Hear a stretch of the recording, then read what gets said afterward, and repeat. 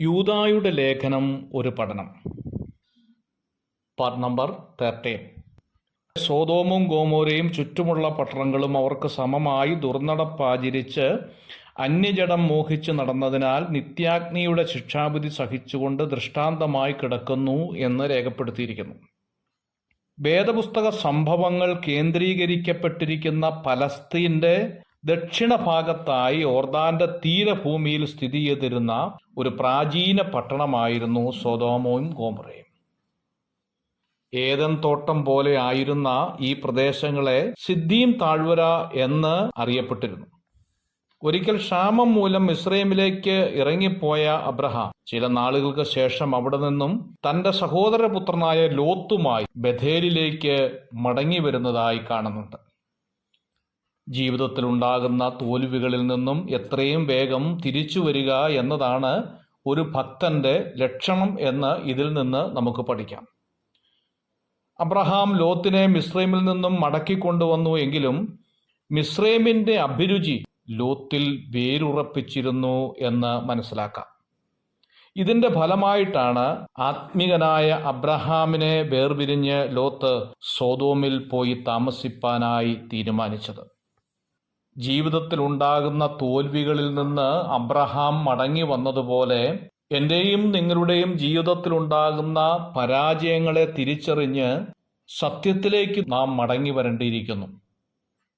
Bethlehem എന്ന പട്ടണം വിട്ട് മോവാബിലേക്ക് പോയതായിരിക്കുന്ന നവോമി തന്റെ ജീവിതത്തിൽ പരാജയമുണ്ടായി എന്ന് തിരിച്ചറിഞ്ഞപ്പോൾ വീണ്ടും ബത്ലഹേമിലേക്ക് മടങ്ങി വരാൻ തയ്യാറായി എന്നതാണ് ഏറ്റവും വലിയ പ്രശംസാർഹമായിരിക്കുന്ന കാര്യം. ജീവിതത്തിലുണ്ടാകുന്ന പരാജയങ്ങളിൽ നിന്ന് പാഠങ്ങൾ ഉൾക്കൊണ്ടുകൊണ്ട് നമ്മുടെ ജീവിതയാത്ര മുമ്പോട്ട് പോയാൽ ഏറ്റവും വിജയകരമായ ഒരു ജീവിതം നയിപ്പാൻ നമുക്ക് കഴിയും എന്നുള്ളതാണ് അബ്രഹാം നമുക്ക് നൽകുന്നതായ പാഠം. സോദോം ഗോമോറയുടെ നാശമാണ് പിന്നീടുള്ള ഭാഗങ്ങളിൽ നമുക്ക് കാണാൻ സാധിക്കുന്നത്. 2 പത്രോസ് 2-ാം അധ്യായത്തിന്റെ 6-ാം വാക്യത്തിലും ഇതേ കാര്യം വിവരിക്കുന്നുണ്ട്. സോദോം ഗോമോറയുടെ നാശം 18-19 വാക്യങ്ങളിലാണ് വിവരിച്ചിരിക്കുന്നത്. ദൈവത്തിന്റെ ന്യായവിധിക്ക് വിധേയമായി തീർന്ന ഈ പട്ടണങ്ങളുടെ പ്രധാന പാപം ദുർനടപ്പായിരുന്നു എന്നുള്ളതാണ്.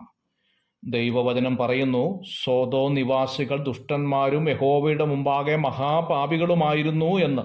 ഉൽപ്പത്തി പുസ്തകം 13-ാം അധ്യായത്തിന്റെ 13-ാം വാക്യം. ഭക്തികെട്ട ആ തലമുറ ദുർനടപ്പാചരിച്ച് അന്യജഡം മോഹിച്ചു നടന്നു എന്നുള്ളതാണ്. പുരുഷൻ തൊടാത്ത യുവതികളെക്കാൾ സോദോം നിവാസികൾക്ക് പ്രിയങ്കരമായിരുന്നത് ലോത്തിന്റെ വീട്ടിലെത്തിയ ദൂതന്മാരുമായുള്ള അവിഹിത വേഴ്ചയായിരുന്നു എന്നുള്ളത് എത്രയോ ഭയത്തോടെ കാണേണ്ട കാര്യമാണ്. കാരണം അവർ സ്വവർഗഭോഗികളും മൃഗത്തോടുകൂടി ശയിച്ച് അതിനാൽ തങ്ങളെ തന്നെ അശുദ്ധമാക്കുന്നവരും ആയിരുന്നു. സ്ത്രീയോടുകൂടെ എന്നതുപോലെ പുരുഷനോടുകൂടി ശയിക്കുന്നത് മ്ലേച്ഛത എന്ന് തിരുവെഴുത്ത് വെളിപ്പെടുത്തുന്നുണ്ട്.